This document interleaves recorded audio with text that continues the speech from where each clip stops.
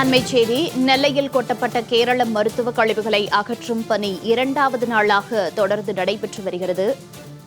நேற்று 18 லாரிகளில் மருத்துவ கழிவுகள் அகற்றப்பட்டு கேரளாவுக்கு அனுப்பி வைக்கப்பட்டன. இந்நிலையில் இன்று 2வது நாளாக மருத்துவ கழிவுகளை அகற்றும் பணியானது தொடர்ந்து நடைபெற்று வருகிறது. அது தொடர்பான காட்சிகளை நாம் பார்த்து வருகிறோம். மேலும் அகற்றப்பட்ட மருத்துவ கழிவுகள் இருக்கும் இடத்தில் ப்ளீச்சிங் பவுடர் கொண்டு அதனை சுத்தப்படுத்தும் பணியும் தொடர்ந்து நடைபெற்று வருகிறது. மருத்துவ கழிவுகள் கொட்டப்பட்ட விவகாரத்தில் ஏற்கனவே 4 பேர் கைதான நிலையில் கண்ணூரை சேர்ந்த தமிழக ஏஜென்ட் ஒருவர் கைது செய்யப்பட்டதாகவும் தகவல் வெளியாகி இருக்கிறது. 2வது நாளாக மருத்துவ கழிவுகளை அகற்றும் பணியானது தொடர்ந்து நடைபெற்று வருகிறது.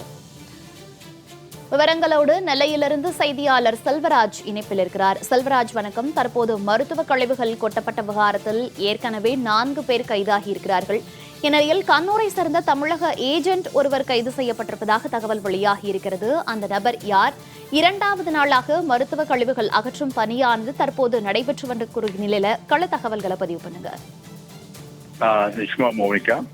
நெல்லை மாவட்டத்தை அடுத்துள்ள சுத்தமல்லி, கொண்டாநகரம், கோடகநல்லூர், நடுக்கல்லூர், மேச்சல் புறம்போக்கு நிலமாகும் தனியார் நிறுவன தோட்ட பகுதிகளிலும் முன்னீர்பள்ளத்தில் உள்ள இடங்களில் கேரளாவில் இருந்து மருத்துவ கழிவுகள், உணவு கழிவுகள், பிளாஸ்டிக் பைகள், வீட்டு கழிவு பொருட்கள் உள்ளிட்டவைகளை மூட்டை மூட்டையாக அங்கு கொட்டப்பட்டுள்ளது.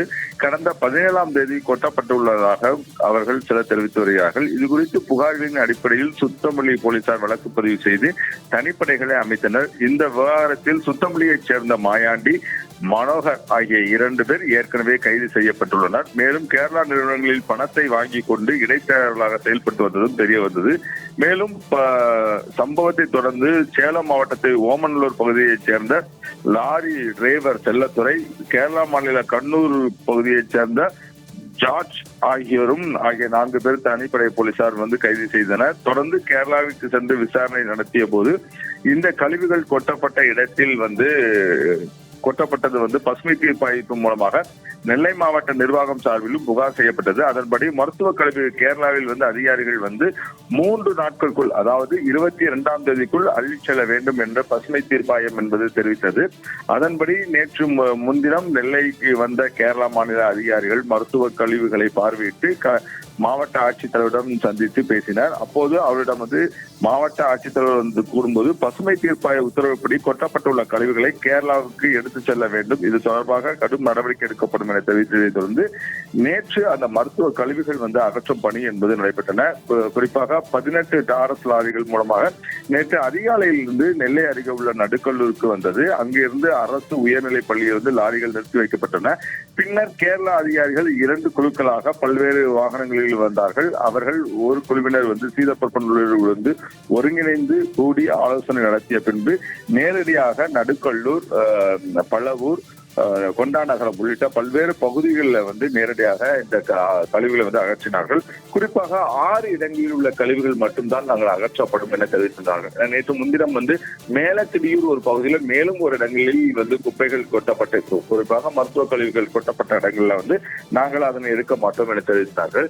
இந்த நிலையில் இதற்கு ஏஜென்டாக இருந்த நாகர்கோவில் சேர்ந்த ஒருவரும் நேற்று இரவு என்பது கைது செய்யப்பட்டுள்ளார். குறிப்பா இந்த வழக்கு தொடர்பாக இதுவரை 5 பேர் கைது செய்யப்பட்டுள்ளார்கள். மேலும் இந்த வழக்கில் முக்கிய குற்றவாளியாக இருக்கக்கூடிய செங்கோட்டை பகுதியைச் சேர்ந்த 2 பேர் இருக்கலாம் என மாவட்ட ஆட்சித்தலைவர் தெரிவித்துள்ளார். ஏனென்றால் கேரளாவில் இருந்து வரக்கூடிய அந்த கழிவுகள் அனைத்துமே செங்கோட்டை புளியரையில் இருந்து செங்கோட்டை வழியாக தான் வரக்கூடிய சூழலில் உள்ளது.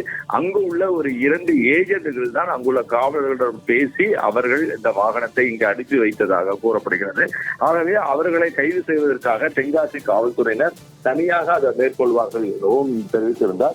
இந்த நிலையில் நேற்று 18 வாகனங்களில் அள்ளப்பட்டுள்ள அந்த மருத்துவ கழிவுகள் அனைத்துமே நேற்று இரவு இங்கிருந்து சரியாக 8 மணிக்கு அனைத்து வாகனங்களும் போலீஸ் பாதுகாப்புடன், குறிப்பாக அந்த வாகனங்கள் அவருடைய கேரளா எல்லைகளில் கொண்டு போய் விடுவது தொடர்பான அந்த வாகனங்கள் வரிசையாக அணிவகுத்து நேரடியாக கேரளாவில் கொண்டு விடப்பட்டது.